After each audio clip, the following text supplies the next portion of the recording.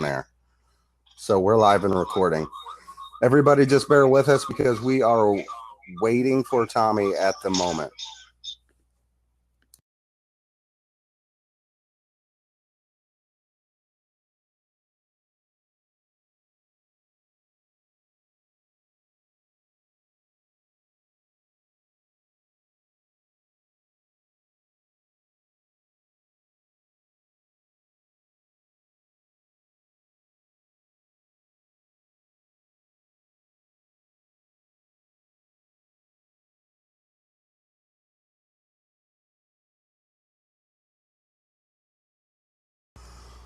Sounds good.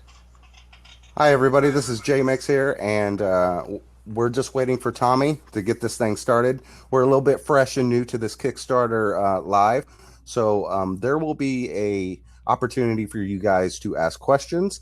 I'm going to go ahead and do an interview with him, just to ask the basics.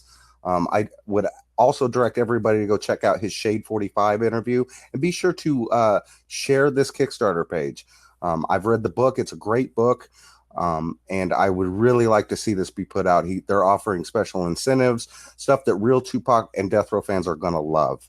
So bear with us, and we are just waiting a few minutes for Tommy to get on. And like I said, there is a Q&A section, and Bobby and Doobie, I do see you. So we will be asking those questions, and also it'll allow me to show these questions to the audience as well. So just bear with us. We are waiting. Okay, 1 second here.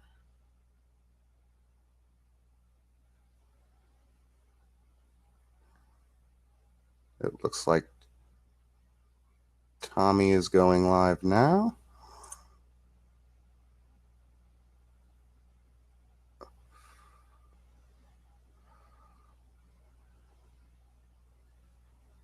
All right, it's just going to be 1 minute, everybody. Like I said, there's a Q&A section, so submit your questions. I do see Doobie on here, and I do see Bobby.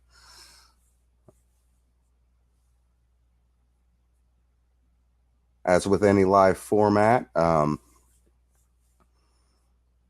Shout out to Bobby for donating to the campaign. We appreciate you, Bobby. And we appreciate everybody out there that is kicking in.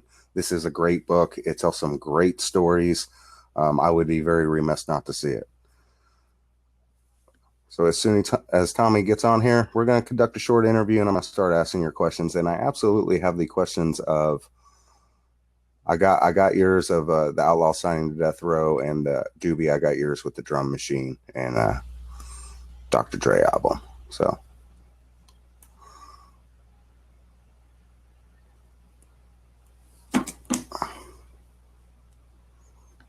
And we are almost there, guys. It'll just be a couple minutes.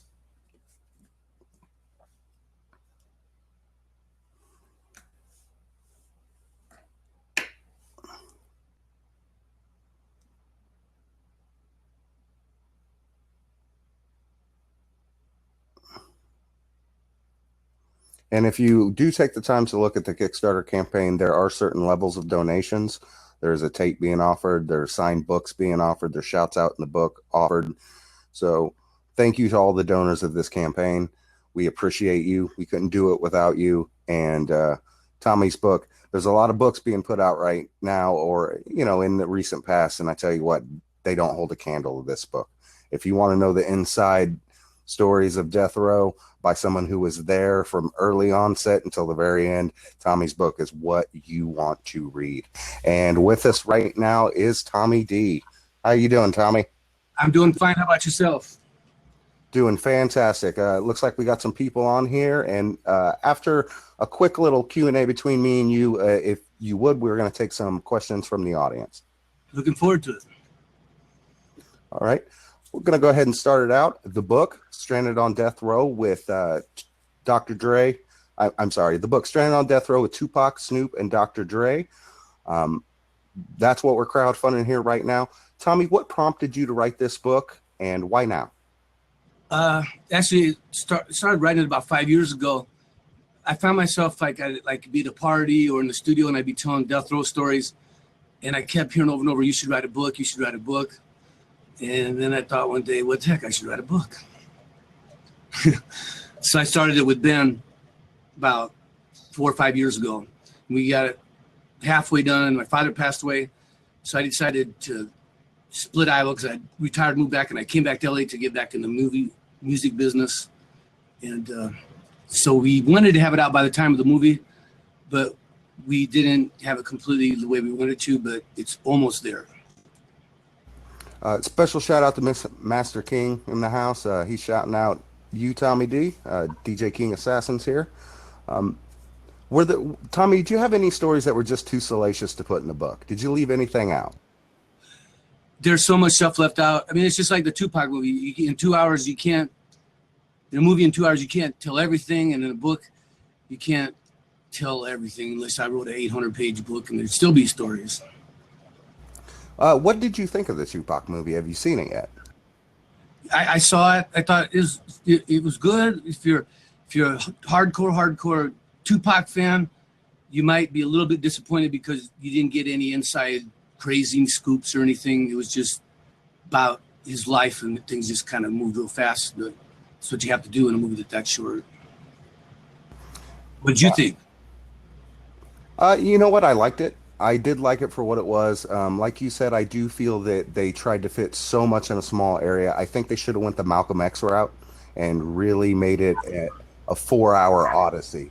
I think that would have did it a little bit more justice. But yeah, and that since you mentioned the Malcolm X movie, in the Machiavelli album, there's like 3 interludes where we use stuff from the Malcolm X movie.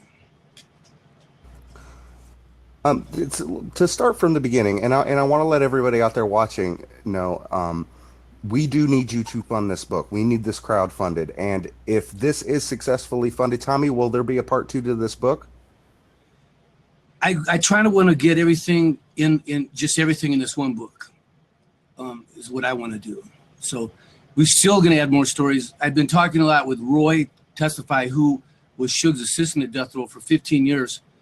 He came over to the studio about 2 weeks ago, and he refreshed my memory on a lot of subjects, got me really fired up to add a whole bunch of more interesting stuff to the book. That would explain more of the business side of Death Row and would be, completely true and not off the rock or whatever you want to call it. To start from the beginning, how does Tommy D, how do you get to Death Row Records? How did that process happen? Well, I was working at Larrabee Studios in Hollywood, and I was working for Prince, and Death Row came in. So they were there every day for about 5 days. Usually had a crowd of about 100 to 200 people, and Prince never showed up during that time period. So it was just me and the engineer. I was a keyboard programmer. So we'd take breaks, and I'd just kind of sit around and watch the Death Row people. And I thought that'd be a fun session to be on because there's so many people, and it just seems like one big giant party. And then one day about 2 o'clock, the owner of the studio knocked on the door and said, "We have a problem. The engineer next door got beat up. We need somebody to replace him because we don't want them to leave the studio and go to another studio. I want to keep them here as clients." And I wasn't that skilled of an engineer, but I decided to go for it as long as I told them that they understood that I really wasn't an engineer. And so I went over there, and about 3 hours into the session, Dr. Dre asked me if I could work full time. A couple hours later, Suge came in with hair on, who was one of the security guards. This was something I just remembered from the interview I did last week. And Dr. Dre looked at me and said, "I'm out of here. You're in charge." So 5 hours later, I'm in charge. And I ended up recording a couple of the security guards for Suge. And it kind of dwindled out, and the session kind of came to a halt. And then that's how I ended up with Death Row. Now, your first working there was with Dr. Dre. So you started right off at the top going to Death Row. Yeah, it was right. They were getting ready to start the Above the Rim soundtrack. And I think I started like on a Thursday because Dr. Dre said, "What are you doing this weekend? Can you work?" And I said, "Yeah." He goes, "Okay, we have to have a soundtrack done by Sunday." I'm thinking, okay. And sure enough, they did. Although about 6 of the songs were already recorded for the above the rim. So we pounded out about 8 during that time period.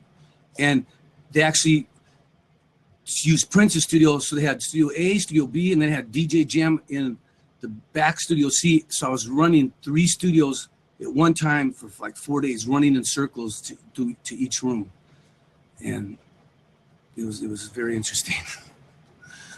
Is Dre the perfectionist that everyone says he is to work with? Yeah. He's very articulate. I remember one time I said to him, we were, as you record the process, he'd usually do the drums and then the bass, keyboards, ideas and stuff. And there was something, and I really wasn't sure if he was gonna go with it or not. So I said to him, should we put that on tape? When I say on tape, that means to record it. Not a lot of times people use Pro Tools now. And he said to me, no. Don't ever put anything down unless I'm going to use it. He goes, the last thing you want is a bunch of stuff all over the place. And I thought he's exactly right. Why? Because that'll happen a lot. Let's just do this just in case. He was like, no, I'm going to find out. We're only going to go with exactly what we're going to use. So there was no if stuff. He had to find exactly what he wanted. Yes, he was very perfectionist. And one thing he did differently than most engineers at the time, since a lot of that stuff he was engineering himself. The first session he said to me, will you help me with the tape levels? And that's the needles that go, back and forth, how hot something's going to be printed. And he was just killing the needles. I mean, the kick was just going, which is against all rules. But I was like, that's how he gets his sound. That's why the drums are so powerful. He's just killing the tape machine to the closest point to distortion. Like he was overloading it, but it wasn't distorting. And that made me realize why a lot of the rock guys couldn't get that sound, because they were going by the book. They had to stop, couldn't go this high. Dr. J was just killing it. And I was like, whoa, that's the way to do it. One of the questions we have from one of our viewers right now is from Doobie, and shout out to him. Do you know what drum machine and keyboards Dre used for the Doggy Style album? Yep. And what role Chris the Glove played in the making of Doggy Style? Well, Chris the Glove, everybody used the MPC 60, 2000, or the 3000.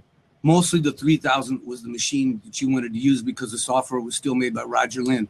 And I haven't done a session with Dre since 2Pac passed away, but I can guarantee he's probably still using the MPC 3000 just because it has such good swing to it. For keyboards, always use the Mini Moog. Back then, it was like the O1W, the T3. It wouldn't really matter what keyboard, it was just looking for that sound. And plus he'd always use a live guitar player, a live bass player, if he wasn't using a keyboard bass. But like most of those lead lines in the old Death Row days, which they referred to as the worm, doo-doo-doo. The reason why they call it the worm is because in Parliament P-Funk, they had a bus that was one of those city buses where in the middle, there's that thing so it can turn back. You know what I mean? The big giant city buses, how they have yes, that. I don't know what the term for that thing is, but that's why Parliament gave it the term, the worm, because of the bus. So, and we actually had some Parliament players there when I started. Tony Green on bass, Carl Butch Small on percussion, and Ricky Rouse on guitar. Now, were there certain rules, so to speak, while working in the studio? Just pretty much studio etiquette, don't bother the artist. But at Death Row, it was just, there were so many people. Sometimes it just got kind of crazy, but everybody knew not to bother like Dr. Dre. But, if you got past Death Row security, you'd already been with the rules. How's that sound? Sounds pretty good. I've been told a story that Suge just didn't like starfuckers and he didn't want them in the sessions. Yeah, he didn't. Well, one time Suge said this was way later. I forget who was coming, Jadakiss or somebody, and he made a point. They called us in for a meeting, and he made a point, don't anybody be telling anybody they're good rappers, I like your shit, blah, blah, blah. He didn't want us complimenting anybody.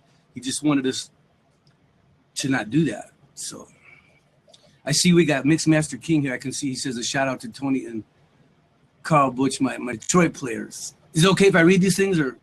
Absolutely. This is your show, Tommy. My show. So, okay, that's Mixmaster King. All right, cool. And then what Bobby said, okay, cool. It's all good. And then is that our band or is that another band? Yeah, I'm live on radio. So anyway. Oh, it's me. Okay, cool. Hey, was death row a violent place to work? There's been a lot of stories that come out in the last 20 years, and you were there for longer than almost anybody else. In your opinion, was it a violent place to work? Not a violent place to work if you violated the rules, as you kind of mentioned earlier. Violence could happen, but there was so much security that we were safe. The only people that could bring guns in the studio were the artists themselves. And the chances of the artists using the gun was pretty low. And the security had their eyes on everything. But one thing, well, I should wait, this isn't the book. The Outlaws used to come in and for the tape machine, they used to have big razor blades to cut the tape because you have to tape slice. They would take the razor blades and put them in their mouth, like box cutters, I guess you call that. So some shit went down. The Outlaws all had their razors ready to go. But I never had to see them use it, and I never heard them having to use it. But we were safe at the studio pretty much. Tommy, we got a question from Ben in the chat. What is your favorite 2Pac song? It's a good question. Probably Hail Mary and Blasphemy, the two. They're tied.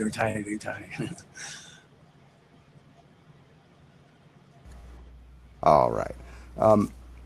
How did you first meet? I like Checkout Time because I like Big Sykes. I like Big Sykes' verse on Checkout Time.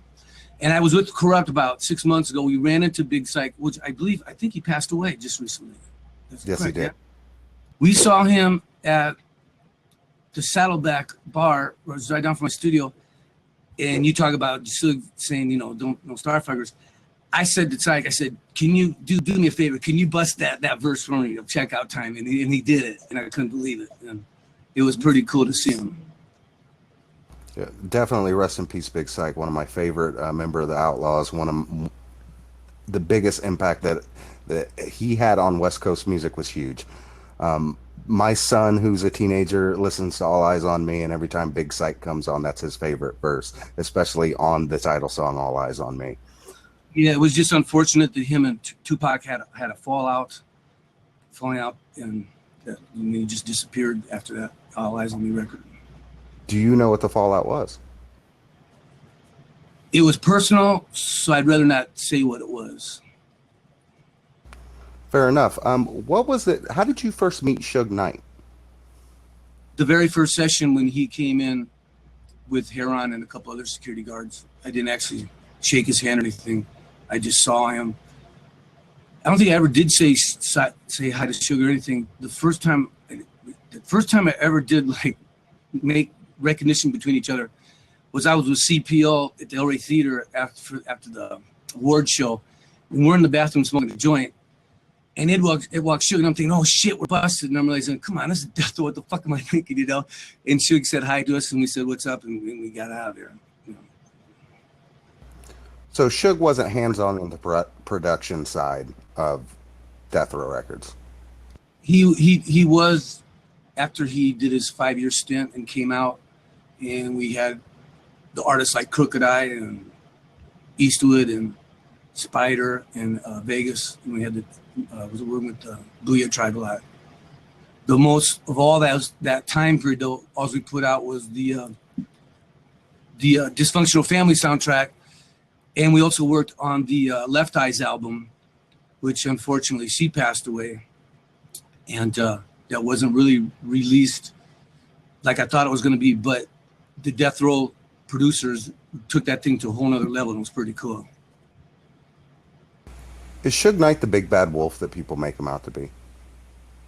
No, he was very mellow, doesn't speak loud. If there's a problem, he would have his security guards take care of it. Can you tell us a little bit about the Red Room, and is it true that you couldn't step on the Death Row emblem in the middle of the floor? Yes, yeah, it was true. If you stepped on the emblem, which was white, or if you spilled any of your blood on it, that was a big no-no, and that would create a huge problem. One time, one of the assistant engineers really early in the morning said, "Hey, you got to come into Suge's room," which is where the red room was. And I was like, "Man, I'm not going to go in there, because if anybody asked me if I was in there, I can't lie. I'd have to say yes." But he goes, "No, let me show you something." And he turned on the lights because he had a fish tank full of piranhas, and they all just like went underneath the rocks or something. And I was like, "I'm out of here. That's it. I've seen enough. I got to go." And so the red room, yeah, that's true. Do not step on the white emblem. So the red room was where the notorious artist punishments would take place? Yeah, that's where the meetings that you wouldn't want to be invited to took place. And I never got invited to the red room. So shout out to Benjamin Lee. He just became our 21st backer on the book. We do appreciate you. Thank you very much.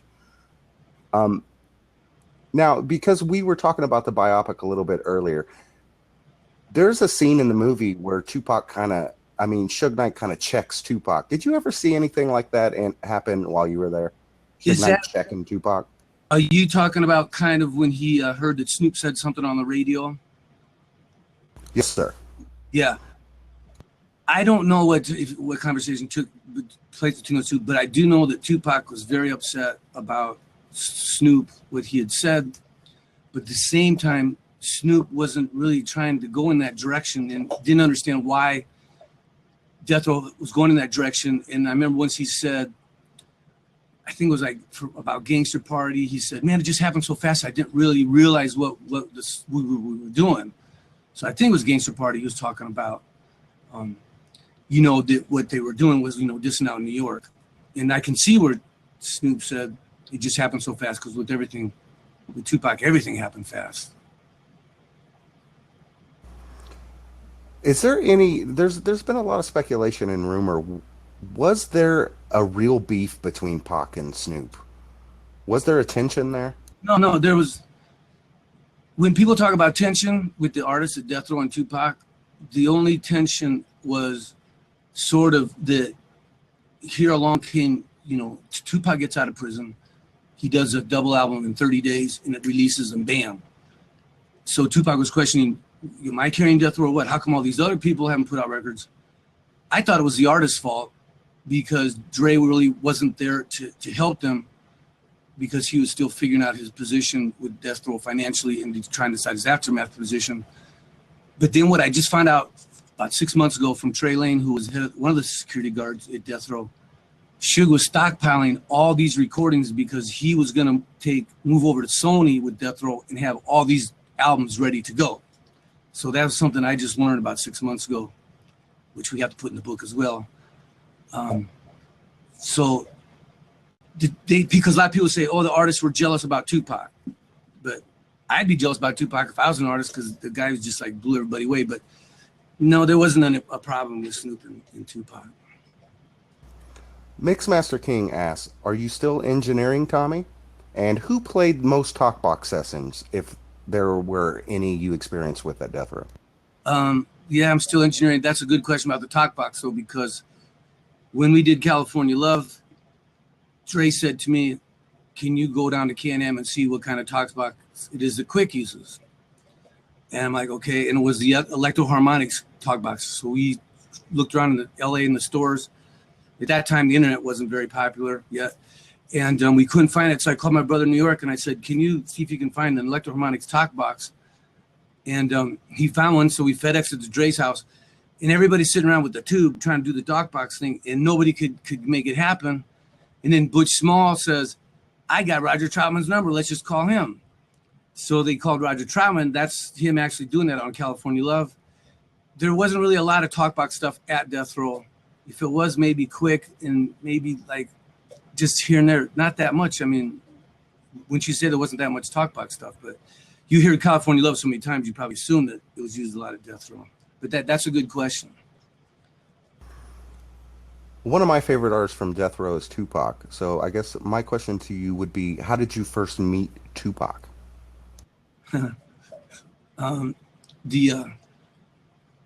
After Dre had left Death Row, the next day I switched back to Can-Am and they put me with Tupac.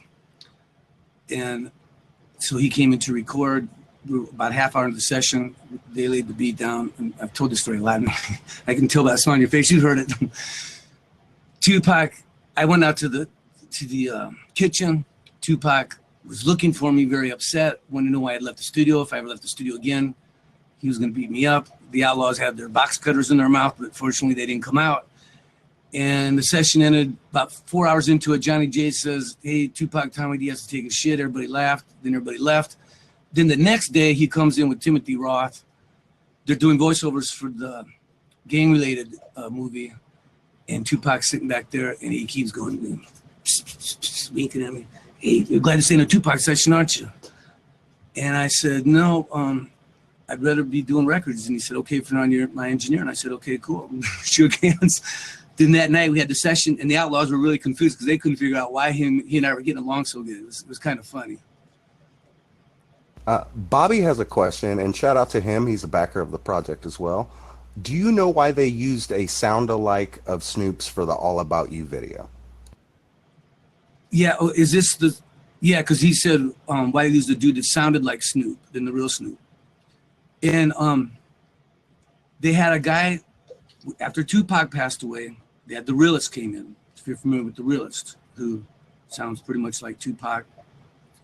I'm recording the Realist. I'm like, this guy has the same tattoos. This guy sounds exactly like Pac. What is this? Then another guy comes in the next day named Top Dog, and he's doing these Snoop Dogg songs. Didn't make any sense to me. I really can't answer his question. I guess it was just since Snoop felt, or since Suge felt that Snoop wasn't faithful to Death Row when he was leaving, they got another sound alike, just like they did 2Pac. I always wondered how fans took that, especially the realists. I've been told that people at the label didn't take it very well. I've been told the story of Lady of Age not really liking the Realist. Did you ever experience people giving some negative feedback of them having sound alikes being at Death Row? Well, when it all happened so fast, like I said, with 2Pac passed away, and we were doing some sessions, and I kind of had a fun out with Death Row. I told him if I didn't get a bunch of money, I was out of there, and so I just kind of split. And so I didn't really get to experience what the other artists had to say about the Realist. But I do remember we worked on Rage's album for like 3 years. And it was disappointing when her record did come out. It didn't sell very many copies, and because she had gone through so many songs and so many producers. And I felt that if Dre would have produced it, if it would come out 4 months after Afro Puffs, not only would have been the bomb, but it probably would have sold a couple million. You're speaking about, you're falling out with Death Row. Do you think that 2Pac was going to leave Death Row to start Machiavelli Records? Yeah, he was going to. He was telling all of us that he was. Now, I was also told by Roy, who was Suge's assistant here just about 3 weeks ago, that on the Machiavelli, I believe there's no label that says Machiavelli Records, is there? It says Death Row Records / Machiavelli Records, but it's the only album you see it on. 2Pac had written that it was going to be solely on Machiavelli Records in the track listings before. Yeah, and they took the emblem off, I think, the emblem he had made for Machiavelli Records. And one thing that confuses me, if 2Pac were to be killed, have been killed because of leaving Death Row, he still would have been loyal to Death Row. He still would have done things with Death Row. He wouldn't have just like turned his back and left. And so. Bobby has asked, he asked before the stream even started, I just wanted to make it relevant in the conversation. Do you know why the Outlaws were never signed to Death Row? Was Pac protecting them, or was he going to let them sign on to Machiavelli Records? Do you know that, Tommy? They were going to go with Machiavelli Records. And I talked to Edie. He told me that Suge offered each of the, I shouldn't talk about this, but what the hell? Each of the Outlaws, Suge offered them $1,000 for their publishing. $1,000, yeah. And they stood in the room and they were like, no. And they actually went to court, and the judge said, you don't have to accept this offer. You're not entitled to take that offer. You're not entitled to sign or anything. and then they just left. And one thing that's disappointing for the Outlaws, if you saw the statement that Noble just released, the Tupac estate was not very supportive with the movie and didn't pass on a lot of messages that the Outlaws thought were reaching people. And they have had a lot of problems with the estate, and they're not very happy at all with what's going on. And they're speaking out for the first time. And I think, like you asked me earlier, why are we putting out the book now? I kind of want to wait for the Tupac movie, and it seems like a lot of people have a lot of stuff to say about now because they've been kind of quiet and they want to speak out. And there's no danger involved, really. Like in my book, I don't diss anybody. I don't tell crazy stories that could indict anybody. I just tell, the way it was and what went down in the studios and all that kind of stuff. Just and the goal too is it's not the same old stories that people have heard over and over, because I'm sure like a lot of people have heard me tell the same stories in a lot of interviews. Although I haven't granted too many interviews except for you. How many? I've given you one or two before, right? Two. Two, okay. And not too many other people, because I just didn't really want to talk about what was going on, because sometimes we were not sure what was going on. And so anyway. Bobby asks, Pac was a big Prince fan. He did sample a lot of Prince in his songs. Did he ever ask you, because you worked with Prince, anything about Prince? I never mentioned anything to him about it. Things were happening so fast on a Tupac session. We never really sat around and talked. But it was QD3 that sampled a lot of the Prince. That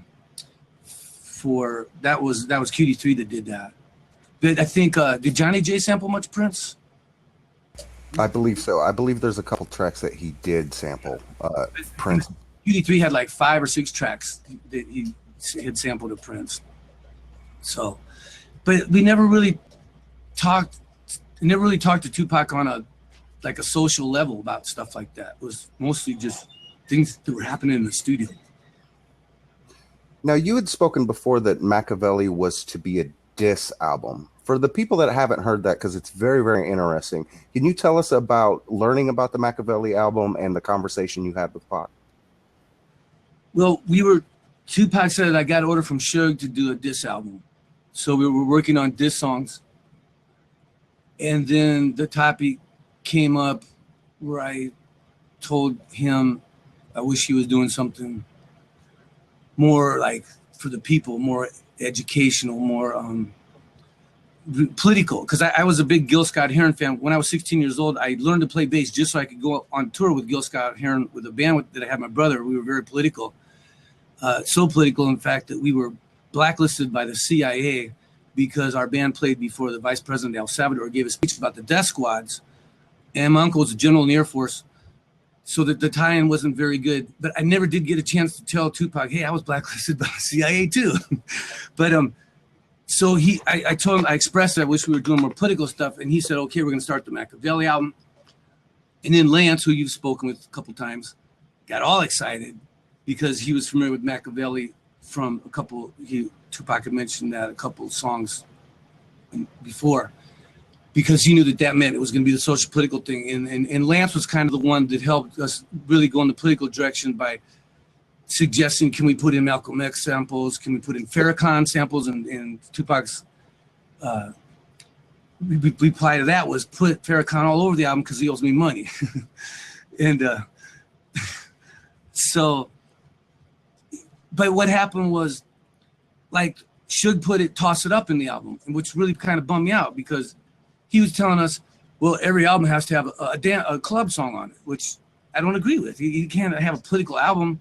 It has to have a club song on it, unless you got a club song that's real political, So, like, he tossed it up on there, and then they changed out one other song. But so I was just disappointed that one song got in there, because we could have had another more political song in there that he was doing. Now, you had told Tupac that a couple of his songs sounded kind of whack because he was going at Nas pretty hard. Are there unreleased Nas disses laying around? Well, it's the Friends track, which I believe for some reason there's a lot of confusion, which is the real Friends. But it's the one in Friends where he talks about Nas. Yeah, there are some unreleased ones. A couple of them got erased. As a matter of fact, I even erased vocals of Faith Evans on some 2Pac songs, because she did come to the Death Row Studios and do some backgrounds on 2Pac stuff. And I thought to myself, while we were racing these, first we had Michelle try to sing the playing, then we had Jewel try to replace the parts. And I thought, okay, if we're so tough, if Death Row is supposed to be so tough, and no one can mess with us, why is Suge erasing these vocals if he really wants to go to war? So now Tupac. I don't know. Is this for? Has anybody spoke to you about that? The Faith Evans. Yes, Natasha Walker told me about the session that she started on the "Wonder Why You Call You Bitch" song. She was the original singer on that, and she was removed from that song. That was during the notorious situation where Tupac allegedly had sex with her.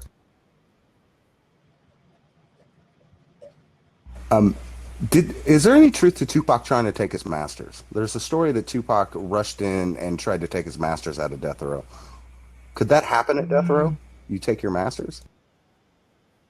Well, one day, Carl Butch Small and I didn't really realize what was going on, went to the studio, and the studios never should release masters. I don't care who's trying to get them. And the new guy didn't know that.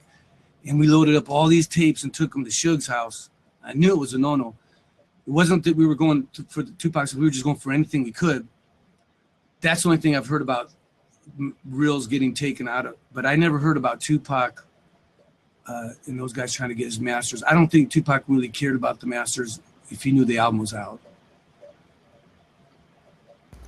You personally worked on that Tyson song, "Let's Get Ready to Rumble." Mm-hmm. Was that the last song Tupac ever recorded? Yeah, that was the last song that we had done with him, which was a really strange day, because it started out with us in this cheap studio that was for orchestral, and Lance calls me, "You better get the studio big at the studio. Tupac's foaming at the mouth." I'm like, "What?" He goes, "So I'm taking my air conditioner back." He's, "Fuck your air conditioner, man. Tupac's pissed, man. He's foaming at the mouth. He just went outside. He's screaming at everybody." I said, "What are you talking about?" So I get up to the studio. He goes, "Man, look at it." So I get up there. Tupac had kicked the speakers out of the subwoofers because you couldn't even have low end in there. It was just really, he was all very, very upset. Lance said he had called Suge, wanted to know why he wasn't at K&M, why he was sent to this shitty studio, and why other artists were having the studio that hadn't even put albums yet out, that were taking a long period of time. Tupac wasn't probably aware that that Suge was stockpiling these albums to give to Sony. So we went over to Track Records. So we shifted over there. So it was this big thing. Suge came with all security, and we call that day the Last Supper, because they ordered food for like 50 people, all this barbecue and everything. Tupac did the Tyson song. He listened to the Machiavelli song, and everybody took off, and it was just me and Lance with all this food for like 50 people. And for 3 days, we just ate all this barbecue and stuff. But Lance is the one that came up with the title, the Last Supper, for that evening. That was the last time we saw Tupac. What was your reaction to hearing that Pac had been shot? I was disappointed, because Death Row had us under the impression that we had security that wouldn't allow anything to even happen to anybody, that we were completely safe and we were untouchable. So it was really disappointing. And I thought for sure Tupac was going to make it through it, because once he lived 2 or 3, 4 days, I thought he's, okay, we're going to be all right. But then he passed away, and that was a sad day. At any time, you guys weren't expecting violence, were you? When? Just in general, during '96, when all the diss records were going out, were you guys worried that something could happen to someone from Death Row? Well, when they did the New York song, which I think that was done before Tupac got out of jail, they went to New York to shoot the video, and they were shooting. Somebody was shooting at the dog pound through the dad said that bullets were coming through the trailer they were in. So, but They claim, the Dog Pound claimed that the New York song wasn't a diss song at all, and it was misinterpreted. And I don't know what to think about all that. I remember once I have this tape. It's a Farrakhan is giving a speech, and he's invited all the rappers to his house about putting on a tour for the church, and all the proceeds go to the church. And they bring Ice Cube in to surprise everyone. Here's Brother Ice Cube. Fat Joe stands up, starts showing Ice Cube, it's you that started the war with the West Coast, with your West Side Connection stuff.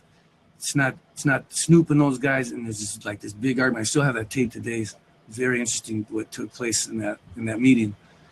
But the Dog Pound, like in Snoop, you know, like you asked earlier about him and Tupac with the beef. Snoop just didn't want to get involved in all that stuff. So, did I expect violence to happen? Not really. I thought it was all just going to blow over. You know, I thought maybe people were assuming it was like a little bit of studio gangster shit that was kind of going on there, as opposed to the real deal. There's been a big story for a long time, and while I had you on here, I wanted to ask you about it. Did you ever hear of a chain being snatched at the Lakewood Mall? Was that a story that was going around before the shooting of Tupac? Well, you really wouldn't, people didn't talk about that kind of stuff. The only time I ever heard stories or something is if I was sitting there and then like two guys were talking about something, but there was no gossip. I mean, in something like that, the chain thing, there was a lot of chain snatching going on. I mean, but to go into that area, I don't care, snatching anybody's chain or no matter what kind of chain or anything, that's going into, you're asking for trouble. That's just something that you don't want to get involved with. And then, so every time I heard about chain snatching, you knew there was going to be a problem with that. Should get you used to actually punish an artist by having the death row security go into the house and taking their chain away from them. And then when things were cool, they would get their chain back. And I thought that was kind of a little bit unusual. There's been a lot of press about the Whack Room. For those that don't know, can you tell everybody what the Whack Room is and how that got started? What it is, it was a lot of people say that it was a closet. So I want to clarify that up. It wasn't a small closet. It was more of a storage room where the studio would store its equipment. So since the two studios were being used, we had a lot of guys coming in from Chicago. And somehow one day, storage room, there's people in the rapping and the speakers in there. Now there's a drum machine. Then the next thing you know, there's 3 drum machines set up with keyboards and everything. And then the next thing you know, Suge gives 2 people an order, which was Hurt 'Em Bad and Daryl, to start making beats. And nobody in there but them. And they had never made beats before, really. And so they're in there making beats under the orders that if they didn't come up with a hit, they were going to get their asses kicked. So these guys are like actually scared. I mean, Joe Harper, like on Hurt 'Em Bad, they would have to pull all the equipment in, save it to disc, bring it in to lay the track down. So that was a whole nother nightmare. Is it going to load up right? Is it going to work? So they're all nervous. So Tupac starts taking the beats these guys are using, and Tupac had flipped songs, rap so good over something that he turned these beats into the whole nother thing, which is what the Machiavelli album was. Those beats are a little bit unusual compared to what people were rapping on back then. So they were calling it the Whack Room because those guys are in there learning how to run the equipment, making beats, and they're scared, they're timid.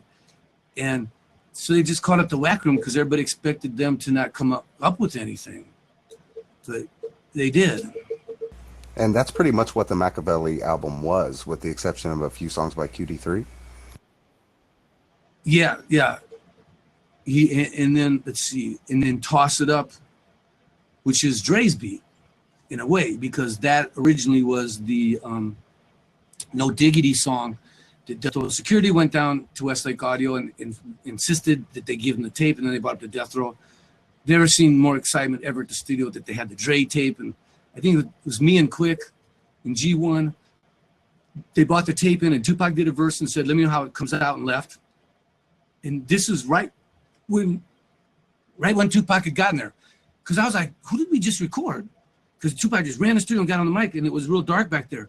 So like, God, that dude sounds like Tupac. I said, who was that? And they go, it was Tupac. I said, no, that was fucking Tupac. Because he just came in, boom, and said, I'm like, okay, let me know how it comes, and just disappeared. And I'm playing it back. I'm like, shit, that is Tupac. Because he had just gotten to the Can-Am, and we were in the front room, and he was in the back room, because he had that during the day. But that's how fast Tupac worked. He just did his verse, whatever. Let me know how it comes out. No questions asked. Did you get a chance to work on the One Nation album? Were you actively working on that? Yeah. Do you know about how much content was made for that? Yeah, you know, it was. Lance and I, we were doing all the engineering for Tupac. We were tired, man. He would just run us into the ground. So we weren't even keeping track of what was going on. And plus we weren't anticipating that Tupac was gonna pass, and there'd be no more recording.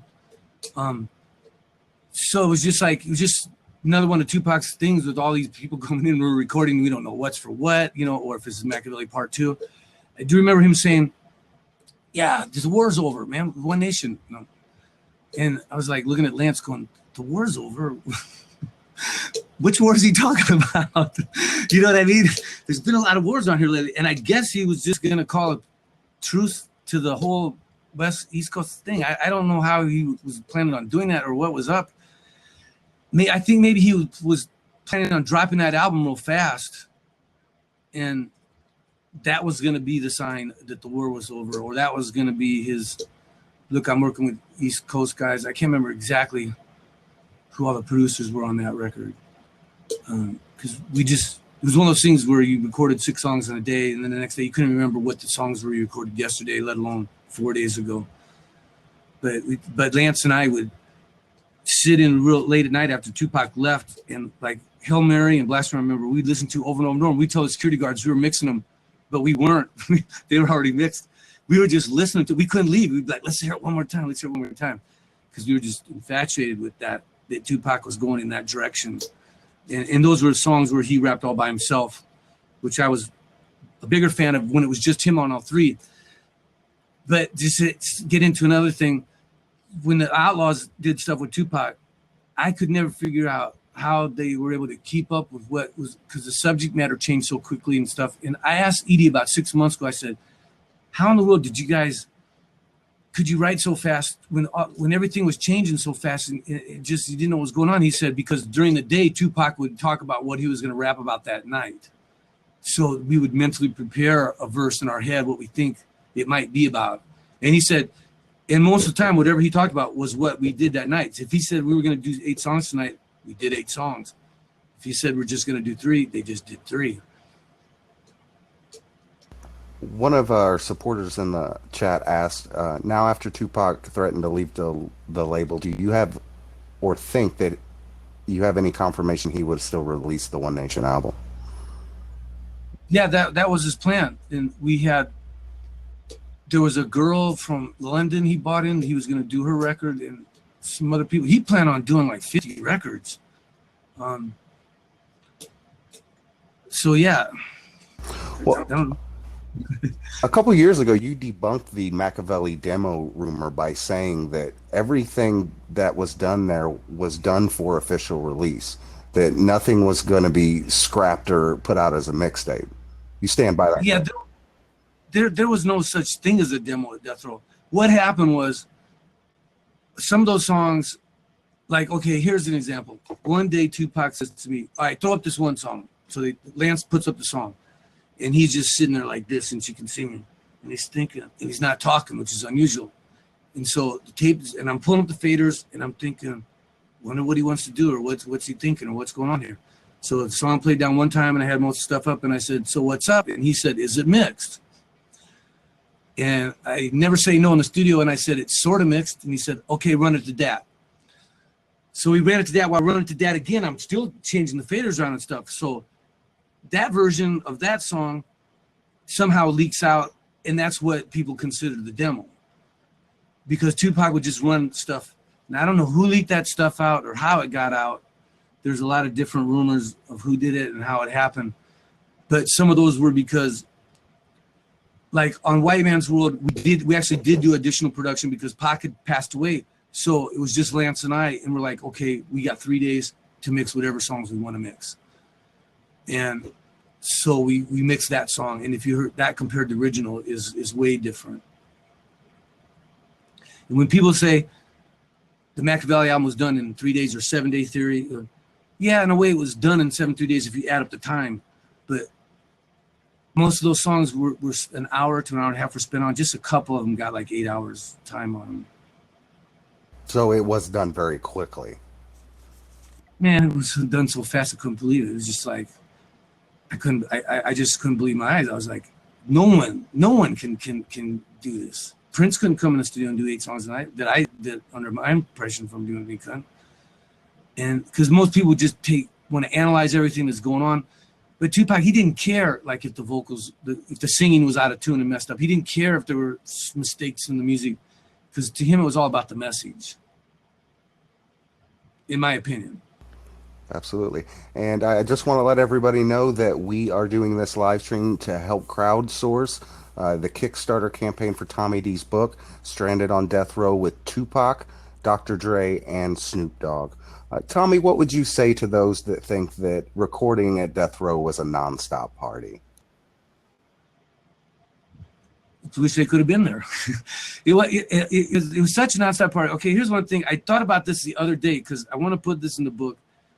And I've never really told the story because the other day I was thinking, okay, Snoop Dogg had his favorite joke. Here's what his joke was. Let's say a dude delivered a pizza, right? Snoop Dogg would go like, hey, did you get tickets? You know, and the guy who's delivering the pizza is totally freaking out because he realizes it's Snoop Dogg, right? So, and he'd say, tickets to what? And then Snoop Dogg was, do you know this joke? Have you heard this one? No, I haven't. And Snoop Dogg would say, tickets to the line to suck this beep, you know. Yeah, forever, right? So Snoop would he'd wait to have somebody come and say that joke. So, but what I was saying too, this is the kind of person 2Pac was. If a dude was delivering a pizza and he said to 2Pac, man, I'd like to rap with you sometime, Pac would say, all right, you're next. That's what he would say, you're next. That's how cool he was. And that's how fast he would, because you never knew. The guy might have had something dope. And that happened to one of the runners, I forget his name. He got shot in a drive-by back a little bit. He was like the only. He told Snoop he wanted to rap, and Snoop said, "Okay, you're next." And Lyrical, that was his name, and he was on the mic, you know, and so the kid was like freaking out because he's on a song with 2Pac, is a runner, but that's the kind of person that 2Pac was, and. In my book, I'm hoping that like people will get the idea of what kind of person 2Pac was from the way he conducted himself in the studio. So the book is mostly about things that happen in the studio, a few things that happen outside, not about the things that took place in the clubs or in the fights or stuff that happened outside of Death Row. So it's more of a comedy than a tragedy, I guess I could say. They're asking in the live stream when you think the book will be completed. Now, the bulk of this book is already finished, correct? The book is finished. What's the reason why one of the reasons why we're doing the Kickstarter thing is we had gone to some publishers. I thought for sure they were going to jump on this because the title, Standard on Death Row with 2Pac, Dr. Dre, and Snoop Dogg, it's very obvious what the book is going to be about. So we had a couple of publishers, they wanted me to write my whole life story. I'm like, no, because if you're a 2Pac fan, you want to read it. You don't care about me. I mean, you want to read about 2Pac, So we did a lot of back and forth and wasted time with publishers. And the whole purpose of the Kickstarter thing is that we just can go independent with this. We don't have to worry about someone editing out what they don't think should be in there, or and. So, do you feel that it will maintain its integrity? It will be completed, but the good news is that a lot of people have come out and spoken about things that has enabled me to kind of get a little bit deeper into stuff I can talk about, like without incriminating myself or endangering myself. But I never in my life thought that Suge Knight would be sitting in county jail, which is just 1 mile down from my studio here, in confinement, something like that. I never thought 2Pac was going to get killed, so I never thought should be sitting. So all the death row thing, the threats and everything, it's all gone because they're all dead or in jail, or no. As the 2Pac said, the war's over. Did you hear the recent news about former head of security Reggie Wright being indicted on 10 felony counts? That kind of caught me for surprise because Reggie was just a real quiet person, didn't run in packs. And I even think he did some radio promotion for Rage. And I kind of find it hard to believe that we're saying him and his wife. I don't know, man. This doesn't sound right to me. You know, just like Johnny J's, they say he committed suicide. He did not commit suicide. I think you were talking to somebody in one of your interviews about that, right? Yes, I talked to his engineer, Jared Scott, who told me he was being last night. I listened to it last night, and I talked to Jared because we were working with Death Row, and he was just, there's no way. And there was no way. He did not commit suicide. I can't get into what happened, but he did not commit suicide, and it's a sad subject, but it just had to do with some misunderstandings. And, you know, once in the gang, always in the gang. You got to remember that. That's the way it is out on the streets. I used to be in the gang. That shit don't work on the streets. Now, I just had a few more for you, Tommy. You had brought up Lance Pierre. Could you tell the listeners who don't know who he is, what his role was at Death Row Records and what his relationship is to you? Well, one night he appears at Death Row, and sometimes I'd stay at the studio 4 or 5 days in a row without leaving. They wouldn't let me leave. And this guy walks in. I'm here, assistant engineer. I said, "Do you know how to cut vocals?" He said, "Yeah." I said, "Okay, I'm gonna fall asleep on the couch. Don't wake me up unless there's a problem." This is like at midnight. He wakes me up like 7 a.m. Session's over with. I'm like, "You pulled the shit off?" He's like, "Yeah." I was like, "Cool, man." I'm gonna tell him you want to use my engineer all the time from now on. And then what I found out later was he was really good friends with Battle Cat for a long time, and had always told Battle Cat, "I'm gonna learn how to be an engineer. I want to learn how to be an engineer," because he said what happened in the hood was all of a sudden one day Battle Cat shows up and he's got a Mercedes and shit. And everybody's like, "Wow, where'd you get that?" And he's like, "I'm making records now." So Lance said, like, everybody wanted to start, "I want to make records," you know? So he was like, he kept telling Battle Cat, "I'm going to do it someday. I'm going to do it someday." So Lance came up there. You know, he was a little bit inexperienced, and Death Row things were super duper fast. So he didn't expect that. So I kind of like said, "Okay, this dude," as a matter of fact, I said to 2Pac, the day he said, "For now, you're my engineer," I said, "Okay, as long as for now on Lance Pierre is my assistant." Plus, I knew if for some reason I didn't make it there, I was late or something, that Lance would cover my ass. So we became good friends, you know, ended up being roommates for a while, did a bunch of beats together. Both worked with the Outlaws a lot, and that's that. Now you're offering a couple special bonuses for the backers of your Kickstarter for the book, Stranded at Death Row with 2Pac, Snoop Dogg, and Dre. We do need you guys to help us crowdsource this thing. And the title might be changed too. I don't know. That's something else we're dealing with. We have to find out if we can use that title. You know what I mean? So that's the whole legal thing. That's what's kind of, you know, we have to do the legal stuff for the book too. So I just thought I'd mention that. But go ahead. Didn't mean to interrupt you. Oh, you're fine. You're offering some bonuses. Can you tell us a little bit? What's the tape that it's saying that's being listed? The tape, that's you talking about the audio tape or the video tape? The cassette tape. That's just going to be a bunch of beats. That's going to be a surprise. Actually, I didn't know you were going to ask me about that. I thought that was going to be a big surprise. That's going to be. Don't give too much away. Don't give too much away. Just a taste of what it could be. It's going to be some 2Pac remixes that I did, that I kind of produced with acapellas that I had. An unreleased Scarface with Corrupt, I can say that one. A couple other things, all with that Death Row sound. So I will maybe I'll throw in a couple songs. We worked on the soundtrack for the All Eyes on Me album, which I still haven't heard anything about. Have you by chance heard about the soundtrack, anything? I haven't heard anything about it. And I've been looking too and reaching out, and I haven't heard anything. yeah, I probably recorded 30 artists that told me that they were told by LT that they were going to be on the soundtrack. Did a lot of stuff with the Outlaws.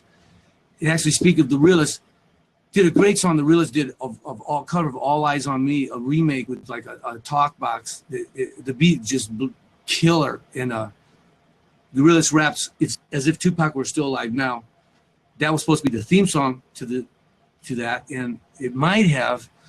A$AP Fergie did a song with Edie from the Outlaws that was supposed to be in the movie and the soundtrack that I don't think made it, which is very interesting. A$AP Fergie's talking about, I can't understand what he's talking about really because he's twisting the words around, but it's a lot of talk about Death Row East. I don't know if he's talking about the past or the future. You'll have to wait to hear the song and figure that one out. Now, for all those listeners out there, it's safe to say that for the backers of this project, there's going to be some unseen video that you've never seen before and some unheard music. So I just want to put that out there. We do have to be kind of careful about what we say because this thing isn't completed yet. We're just getting this thing off the ground. But stay tuned because the bonuses to this project, Stranded on Death Row, is going to be huge. And all the true fans out there are going to like it. If you got time for one more, Tommy.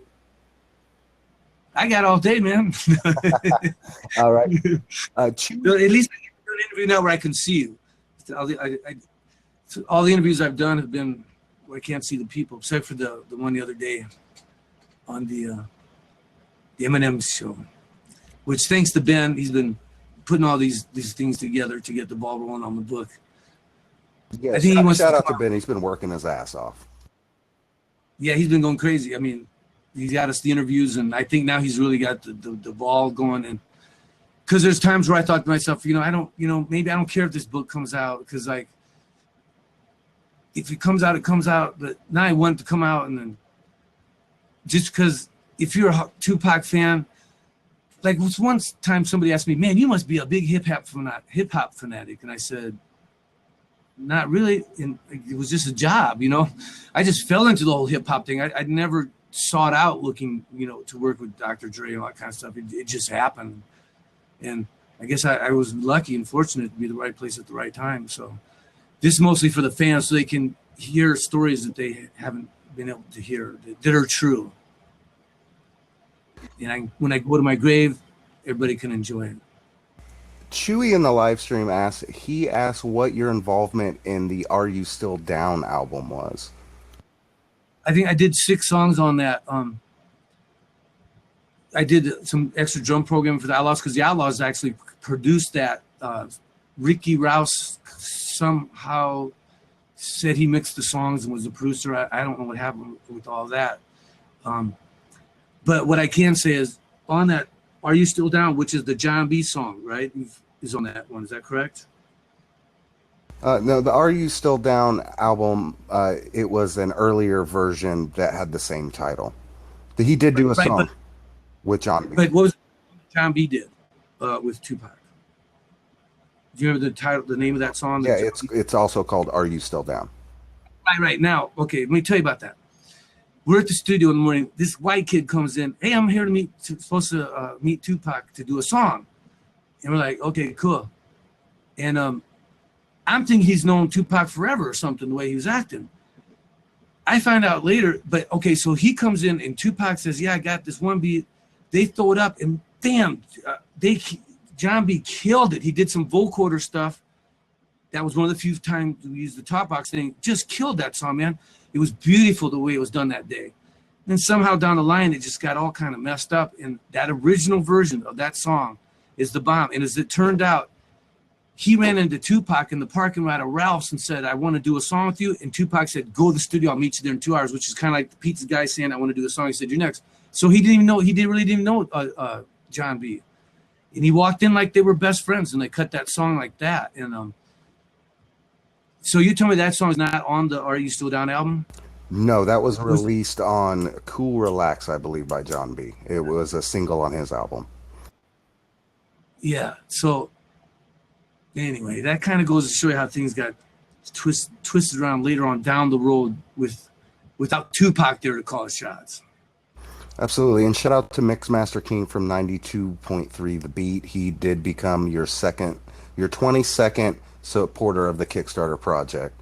Um, Back to the Are You Still Down album that was done after 2Pac's death. Did you guys have problems getting sample clearances for that? Or did On you which one? The which one? the Are You Still Down album, the posthumous album that came out after Still I Rise? Did you work on that one? Yeah, I worked on Still Rise. I don't know about the thing with the samples. I don't know about the business side of all that kind of stuff. But Gotcha. Mixmaster, he must. I wonder, is he a producer? Because he sure is into that talk box thing. But the talk box, if you really want to get, is that electro harmonics one, the quick use. It's really hard to find, but that's the one that does the cake. But they say that the talk box thing, when you put the tube in your mouth, it's really bad for your teeth because it shakes them so bad. That's what I was told. Yeah, actually, he did. He produced a couple of Tupac's earlier songs before he had come to Death Row Records. DJ King Assassin. He's pretty well known. He did he do anything for the shoot, Thug Life stuff? I believe it was around the same era. He did Real Bad Boys. So it was right around the 93, 94 area. Yeah.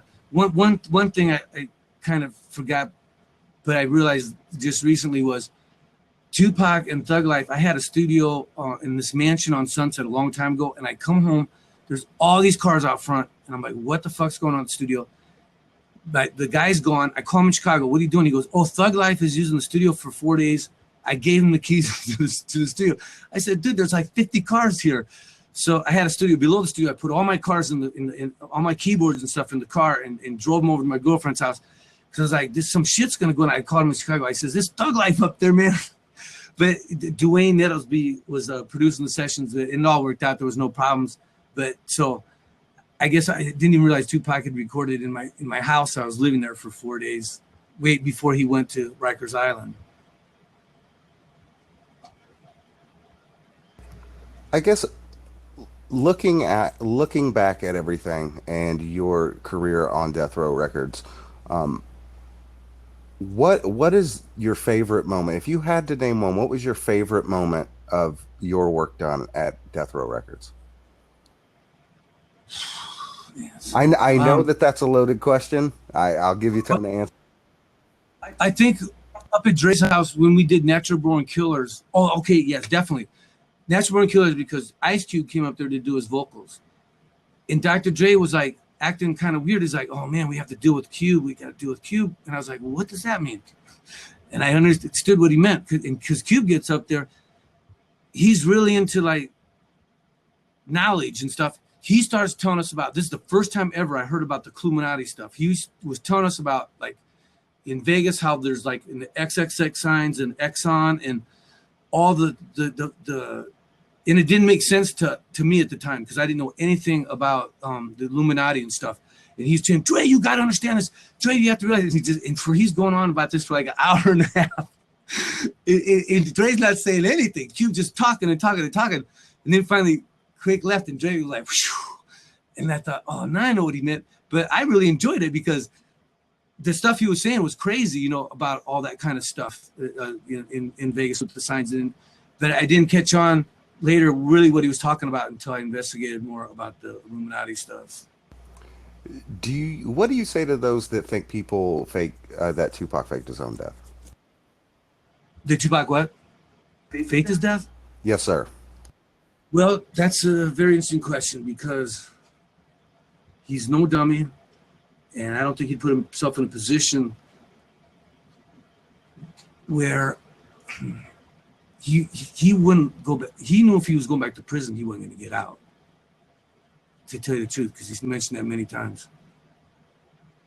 And if you look at the Machiavelli, the 7-Day Theory, where the prince faked his death and came back, and his infatuation with that, and everything. And if you sit and watch on YouTube all the theories and stuff, it makes me wonder, and I never really thought about it too much until I watched all that stuff. And then I thought to myself, okay, what happened that last night at the Last Supper? that he never wanted to hear stuff back, but he wanted to hear the Machiavelli album before he left to Vegas. And he said, he came back to me, and I'll never forget, he just looked at me and he said, have fun mixing it, do stuff like make stuff pan back and forth. And he winked at me and walked away, and they left. But I didn't think about that conversation until about 6 or 7 months ago when I sat down and watched all that stuff. Some of that can be pretty convincing that he's alive, you know, if you check into it. But then you have people that say, oh, he's dead as a doornail, there's no question about it. We'll never know unless he comes back, if he really died. Did you take that conversation to mean when he was talking about the pan the first time that he'd ever done that? Did you take that to mean that he was implying that it would all pan out? No. What he meant was the panning is when you have speakers left and right. You like the voice might come over this speaker and then that speaker, and they pan. But he never talked engineering talk to us. Like he never said, he never talked engineer talk to me.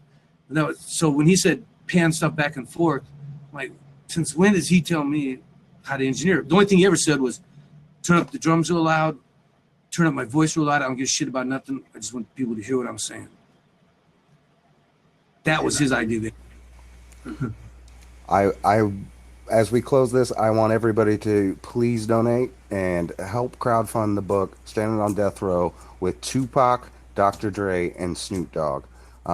Tommy, it's been great having you on here. We appreciate everything that you've done for us and all the music that you've given us. Can you tell people where they can follow you on social media and where they can get at Tommy D for actual production and engineering, the serious inquiries? You can find me on Facebook, Instagram. I'm not too hard to find at all on the search engine. If you just type in Tommy D Tupac, all kinds of stuff will come up. Tommy D on Twitter, as Ben would say. But I do want to thank Mixmaster and Bobby and Jesse, you and Ben and all these people, Chewy, that helped give us ideas of what to talk about today. Thank you. And thank you, Tommy. And we appreciate all the backers, and we'll see everybody next time. Thank you so much, Tommy. Hasta la vista.